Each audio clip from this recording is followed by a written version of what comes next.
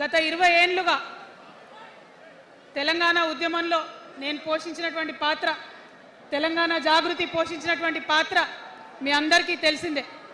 తెలంగాణ ఉద్యమంలో ఆడబిడ్డలందరినీ కూడా భాగస్వామ్యం చేయాలని చెప్పి తెలంగాణ జాగృతి నుండి బతుకమ్మను ఎత్తుకొని ఊరు వాడ తిరిగి మా జాగృతి కార్యకర్తలు తెలంగాణ సాంస్కృతిక దీపాన్ని పదిలంగా దాచిపెట్టుకున్నారు. మరి వారు దాచినటువంటి ఆ దీపం ఆనాడు చాలా చీకటిలో కాలరాత్రిలో కూడా ఒక కాగడాలాగా తెలంగాణ ఉద్యమకారులకు వెలుగునిచ్చింది. మా సింగరేణి గని కార్మికుల చేతిలో కందిలైంది. మొత్తం తెలంగాణ సమాజానికి కూడా ఒక కాంతిరేఖ అయింది.